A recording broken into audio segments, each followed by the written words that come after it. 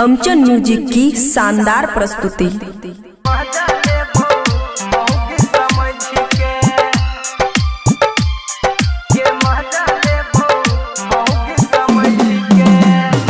खुशी recording studio बलुआहा। सुन सुन के छौरी छौ चढ़ल जवानी, देखी के हमरा चुए छौ पानी।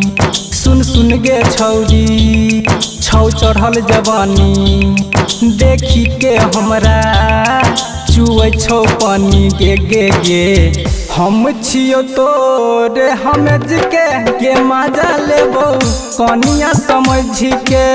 हम छियो तोरे हमेज के मजा लेबो मौगी समझ के। सुन सुन गे छौरी छौ चढ़ल जवानी, देखी के हमरा गे चुए छौ पानी।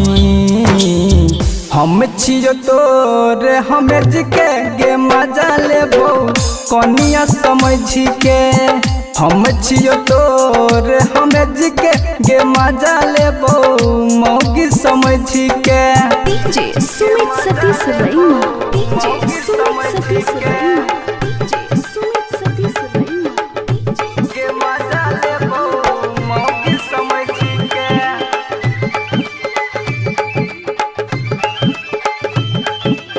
खुशी रिकॉर्डिंग स्टूडियो बलुआहा।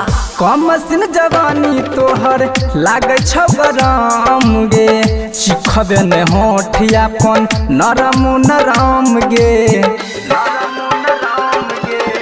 कम सिन जवानी तोहर लागे छौ गरम गे, चिखबे ने होठियापन नरम नरम गे। रहबौ न तोरा सहट के मजा लेबौ कनिया समझ के। हम छियो तोरे हमेज के मजा लेबौ मौगी समझ के। डीजे सुमित सतीश रैना, डीजे सुमित सतीश रैना, समझ के के मजा लेबौ मौगी समझ के। खुशी रिकॉर्डिंग स्टूडियो बलुआहा। करबौ लड़ाई जेना लड़ै छ जंग गे, जिंदगी बितैबौ जान तोरे संग गे। हाँ हाँ करबौ लड़ाई जेना लड़ै छ जंग गे, जिंदगी बितैबौ जान तोरे संग। रतन हजित के देखै हैं सज धज के मजा लेबौ कनिया समझ के। हम छियो तोरे हमेज के मजा लेबौ मौगी समझ के।